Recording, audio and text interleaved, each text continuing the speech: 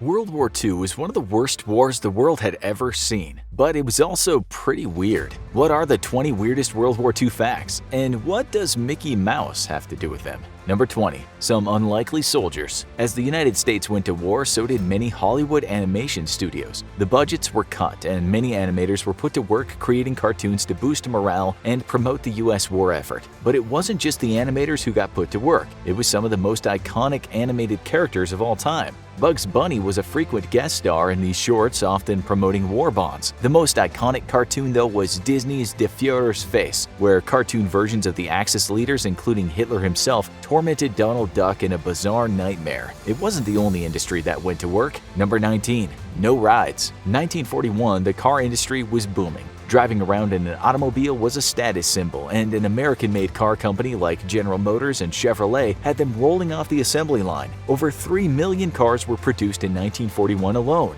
until the bombs fell on Pearl Harbor, and suddenly those assembly lines were needed for another purpose. Those factories turned out tanks, planes, and munitions for the next 4 years, and car construction slowed. In fact, the production for the rest of the war was roughly equivalent to 1941 alone. World War II changed everything, especially one symbol. Number 18. Put that away! If you see someone waving a swastika today, the odds are your first thoughts are, hey, get that Nazi out of here. The four-armed symbol was seen on the arms of every Nazi leader, but its association with Nazi Germany was more of an accident of Hitler's bizarre interests. The symbol, aligned differently in most cases, was associated with cultures including India and Native American tribes for centuries before, and its name comes from the Sanskrit word for conducive to well-being or auspicious. Today, some activists are trying to make people more aware of the symbol's original meaning, but it's not going too well. It wasn't the only meaning that changed during the war. Number 17. Well, that's awkward. In December 1941, the United States fleet got a name change. It would be known as COMINCH, or Cominch, and referred to the larger U.S. naval fleet covering both the Pacific and Atlantic divisions, all under the command of the president. But the name change was rather abrupt, because the old name had become a little uncomfortable. The fleet had previously been known as CINCUS, pronounced Sinkus, and immediately after much of the U.S. fleet had been sank by the Japanese, that seemed a bit demoralizing. It took everyone a little to figure out how to handle the outbreak of war. Number 16. Welcome to Hawaii. Shigenori Nishikaichi had an important mission. He was one of the pilots in the Japanese Air Force's initial attack on Pearl Harbor. The sneak attack on the military base was a success, but Nishikaichi's plane was damaged, and he crash-landed on the island of Hawaii, deep in enemy territory. But the locals hadn't heard about the attack yet, and all they saw was a stranger with the damaged plane. They threw him a luau, treated him as an honored guest, and he regaled them with Japanese music. When he was finally found out, one local even tried to help him escape before Nishikaichi was killed in a skirmish, one of the only deaths of an enemy soldier on U.S. soil. When war broke out, almost everyone did their part. Number 15.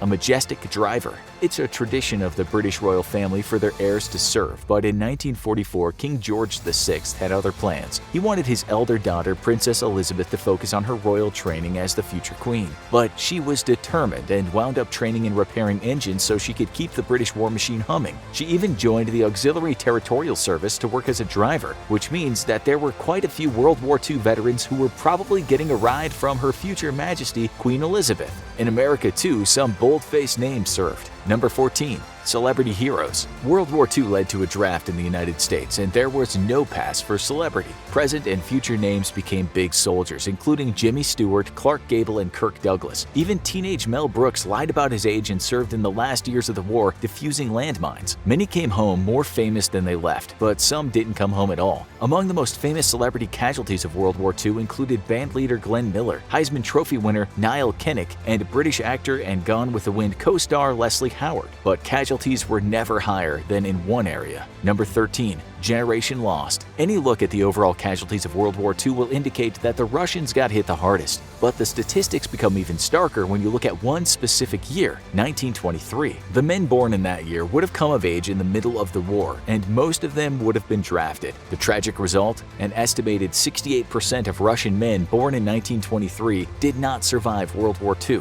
Many died in combat, but there were other factors including civil war, famine, war rationing, and the lack of antibiotics to treat wounds. But be being a Russian man born in 1923 wasn't the only high-risk position. Number 12. Madness of the Führer. Adolf Hitler was notoriously paranoid, and it only got worse when the end of the war was approaching and it became clear Germany was losing. He started turning on anyone he doubted was completely loyal to him, and even close allies like Himmler would find themselves out of his favor. His paranoia was so bad that 84 of his own generals were executed by his regime, but not all of them were truly victims of paranoia. A large group of his generals did plot to kill him in a bomb attack because his madness was damaging the war effort. But for every death, there was a story of survival. Number 11. The youngest hero. While not as stunning as the feats of John Lincoln Clem, the youngest Civil War soldier, Calvin Graham, broke records in World War II. The 12-year-old from Crockett, Texas, stole his mother's notary stamp and forged her signature, dressed in his older brother's clothes, and enlisted in the U.S. Navy. He served on a battleship until it got damaged and taken back to the U.S. His mother saw him in the news footage and informed the military, and Graham was booted out with a dishonorable discharge. If you ask his hometown, though, he was a pint-sized war hero. But few heroes made their name like this one.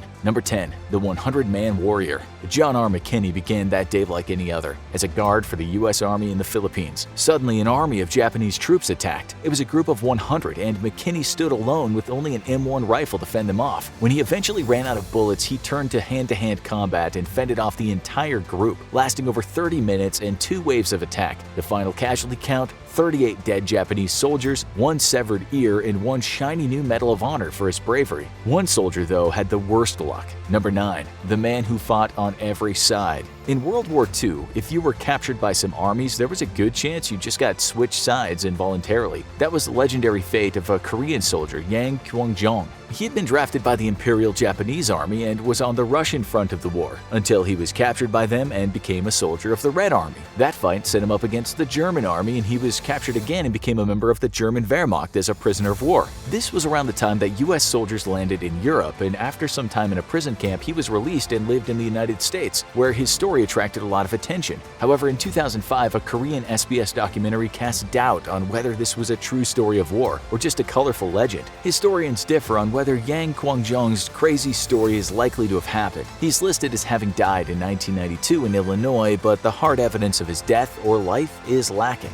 But much of the war's path was influenced not by soldiers, but by weapons. Number 8. The ultimate arms race. As the United States was building their first atomic bomb, they weren't the only ones close to the goal. Germany's nuclear program was making quick progress as well, and their Telemark factory was successfully producing heavy water, a key element in creating plutonium, the key to building atomic bombs. But they were about to be undone by an unlikely source. Norwegian commandos snuck into the factory, planted bombs, and destroyed much of the infrastructure without losing a single man. This set the German bomb effort back enough that the war ended, and only the US claimed the ultimate prize. But it wasn't the only bizarre weapon of the war. Number 7. Unleash the Death Ray. It's a common staple of sci-fi movies. The mad scientist reveals his massive ray gun that can destroy the world. But don't worry, he'll explain his plan for 10 minutes before he uses it. But it was closer to reality than anyone thought. Japanese scientists were developing a weapon using electric waves to kill people from miles away, based on the work of Nikola Tesla. They even built a prototype that could successfully hit targets up to half a mile away, but it was slow to start and any movement could disrupt the countdown.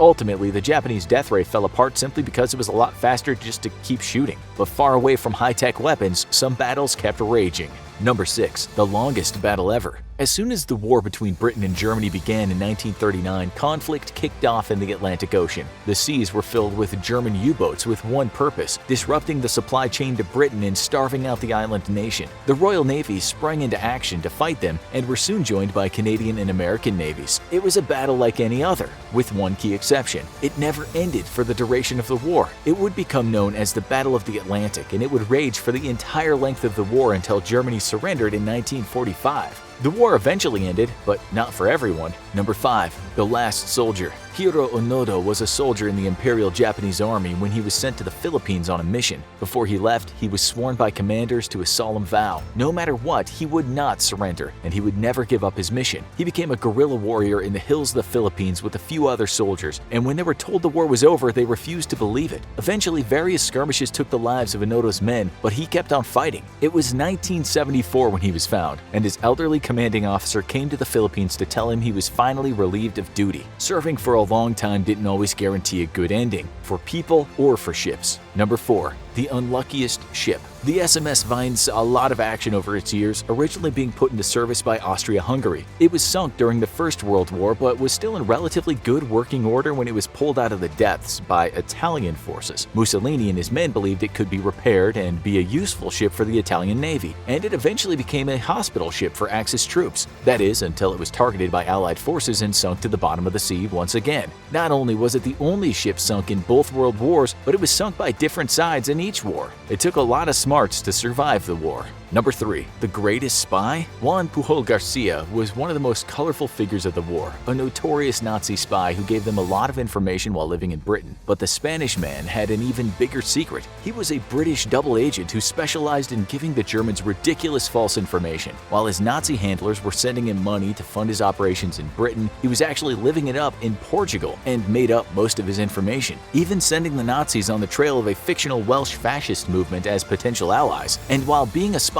was a dangerous game, Juan Pujol Garcia was telling his stories until 1988. But other leaders had unique ways of survival as well. Number 2. Lights out? It was the height of the war, and major cities in both Britain and Germany were being bombed regularly. The orders were in to minimize the chances of being bombed, keep the lights off at night. But one German city had other plans. The small city of Constance decided to defy the blackout and keep their lights on, and it paid off thanks to their proximity to the Swiss border. Switzerland was neutral and had no fear of bombing raids, and a city with its lights on was probably in Switzerland, and Constance had bluffed its way out of the Allied crosshairs. But surviving the war required proper equipment, and in one case, it would come with some unusual accessories. Number 1. MICKEYGAS MASK. In 1942, no one knew the direction the war would take. Many people feared the repeat of the First World War, where chemical weapon use was common. If these weapons hit the US mainland, the public would need to be prepared. And one businessman had an enterprising idea. T.W. Smith Jr., the owner of Sun Rubber Company, designed a gas mask that would be more welcoming for children to wear, and it had a familiar face. It was a standard gas mask with equipment to protect the eyes and mouth from harmful gases, but it was designed to look like the face of Mickey Mouse, complete with attached ears and a little black nose. The military brass liked the idea, and over 1,000 of these masks were produced by 1944. But the lack of combat on the mainland meant that more weren't needed, and these morbid accessories became one of the strangest collector's items of the Second World War. For more on the strangest parts of World War II, check out weirdest World War II weapons you never heard of, or watch this video instead.